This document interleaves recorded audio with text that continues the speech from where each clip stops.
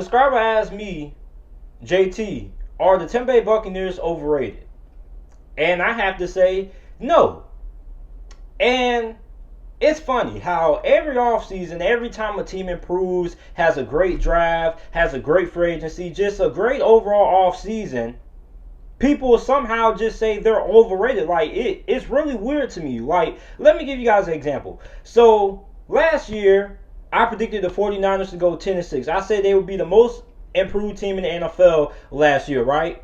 And then people said I was overrating the San Francisco 49ers, right? People said they were going to go 7-9, 9-7. I was overrating the 49ers, right? What do the 49ers do? They exceed my expectations. Not only do they do that and make the playoffs, but they go to the Super Bowl, right? Not going to understand people being skeptical about the Cleveland Browns last year because there were issues with the offensive line and coaching and things like that. I can understand that. But we got to stop calling teams that have talent, that has a good coaching staff, overrated, right? Now, I know a lot of people are going to be concerned about, is Tom Brady going to work at Tampa? Now, I don't think Tom Brady's going to fold. I mean, he has Mike Evans and Chris Godwin, who is the best wide receiving tandem in the NFL last season, right? You got Bruce Arians, who is the QB whisperer. Bruce Arians said, if we can win with Jameis Winston, we can win with any other quarterback.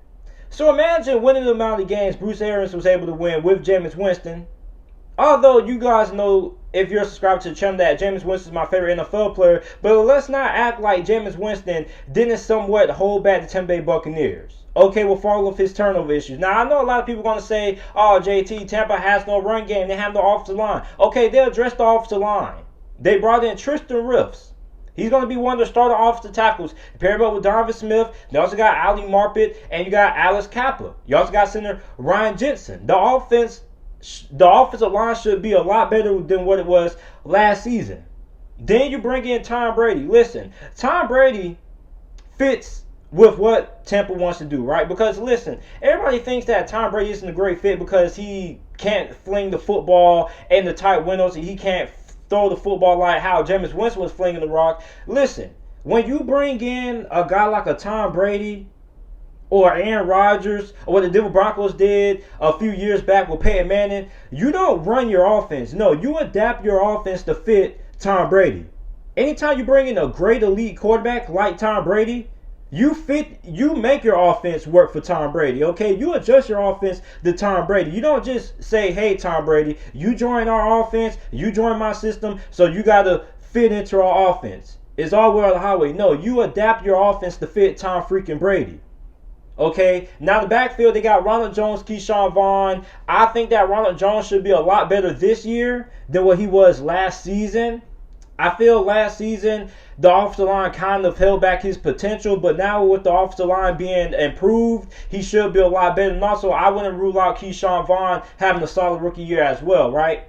Then you look at the tight end position. The Tampa Bay Buccaneers, without a doubt, have the best tight end group in all of football. You got Rock Gronkowski, you got O.J. Howard, you got Cameron Brate. Now, I think that Bruce Arians and Brian Leftwich, in my opinion, had a very phenomenal year as offensive coordinator for the Tampa Bay Buccaneers last year. And I think he's going to have another good season with Tom Brady being his quarterback this year. And don't be surprised if you see Brian Leftwich by the end of next year in the conversation for some head coaching jobs, because I'm really high on Brian Leftwich as offensive coordinator for Tampa Bay. But back to the tight end group.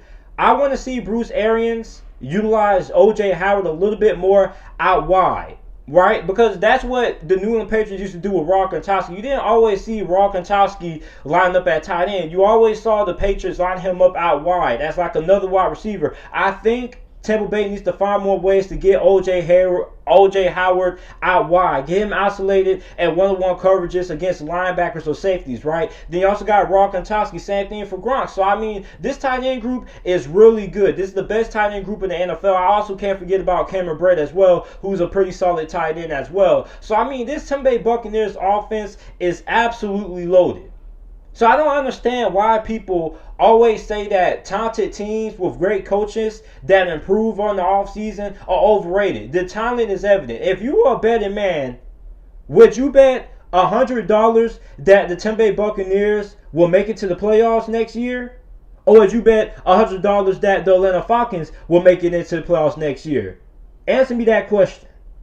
I'm pretty sure if you were smart, you would be betting $100 that Tampa Bay will make the playoffs. If your life was on the line and you had a gun in your head and somebody said, hey, you got to choose one team in the NFC South between the Falcons or the Buccaneers, who do you think will make the playoffs?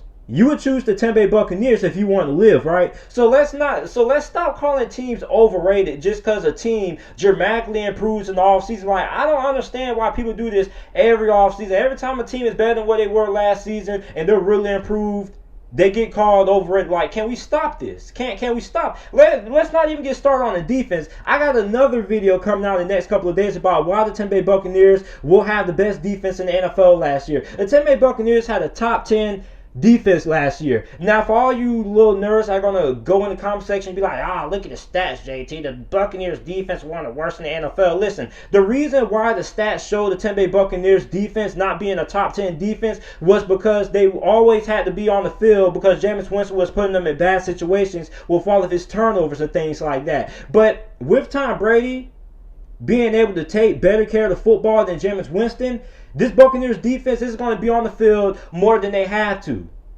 This Buccaneers defense last year, in my opinion, was a top 10 defense. But we didn't get to see that because Jameis Winston always kept on putting them in bad positions. But now with Tom Brady, the defense isn't going to be on the field as much. And you also got young guys like linebackers, Devin White, who had a really good rookie season. You also got cornerback Jamal Dean, who had a 76.4 grade according to Pro Football Focus. You got Sean Murphy-Bunting, who had 3 interceptions, 8 pass deflections. This is one of the best young defenses in the NFL. You also got veteran guys like Ndamukong Suh. You still got Jason Pierre-Paul, who had 8.5 sacks last year. You got Levante David, one of the better linebackers in the NFL when he's able to stay fully healthy. You got Shaq Barrett, who had 19 sacks last year. He led the NFL in sacks. You got a very good young defense in the Tampa Bay Buccaneers. And the veterans are also really good as well. Ndamukong Suh had a really solid year. Let's not also forget about Vita Vea, who had a nice year as well. So, I mean, up front, the Tampa Bay Buccaneers are really good. And in the secondary, they have a lot of young, good players in the secondary as well. Don't even get me started on safety Antoine Winfield.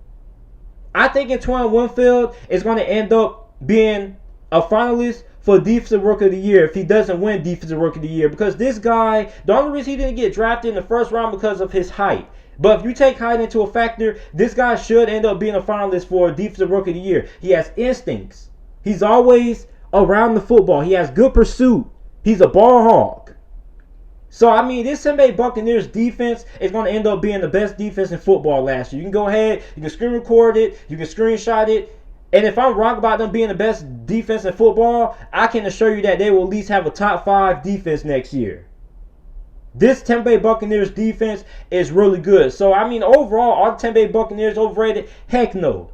This Tampa Bay Buccaneers team should win at least 9 games or more. 9 games would be the, what they call it, the floor. That's the least amount of games or the minimum amount of games that Tampa Bay should win. And the max Tampa Bay could win is 14 games. I think Tampa Bay could go 14-2. I think the lowest amount of wins Tampa Bay wins next year or this upcoming season is 9 games. And the most games they could win is 14. And in between there, being a realistic person or realistic record, I think Tampa Bay could win 12 games. All right, so I mean, we need to stop with this nonsense of calling good teams that have improved over the offseason overrated, because people tend to do that. I don't know if it's jealousy because their team had a terrible offseason and their team is going to end up being trash this year. I don't know what it is. But people do this every single year. Like the 49ers, I said the 49ers were going to win 10 games or more and they were going to make it to the playoffs. And everybody said that I was overrating the San Francisco 49ers. People said that I was overrating the Buffalo Bills. Can we stop overlooking teams that improved over the offseason and stop calling them overrated just because they're improved? I can understand calling the Cleveland Browns overrated. I can understand if you guys get mad at me and say that I'm overrating the Denver Broncos. I can understand with that. I can live with that. But let's stop calling the teams that have good coaching staffs that bring in good players, especially when you bring in the GOAT, the greatest quarterback of all time. Let's stop calling teams with great coaching staffs that improve over the offseason overrated. The ceiling is on the wall. If you were a betting guy and you had to bet Tampa Bay making it to the playoffs next year, you would be betting your money on Tampa Bay making it to the playoffs next year. So, I mean, let's stop this nonsense. Tampa Bay is not overrated. Tampa Bay is going to be good. They're going to be one of the best teams in the NFC. And they, without a doubt, I'm pretty sure in my head, 99.9% will make it into the playoffs next year. So let's stop this nonsense, okay? Like Bruce Arians said, if Tampa Bay can win with Jameis, they can win with Tom Brady. So let me know what you guys think about the Tampa Bay Buccaneers down in the comment section down below. Make sure you like the video, subscribe to the channel for more NFL videos and content. And thanks for watching.